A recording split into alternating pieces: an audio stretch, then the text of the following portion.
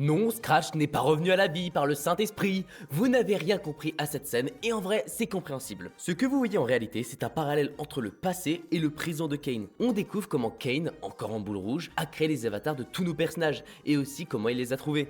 La scène est découpée en deux.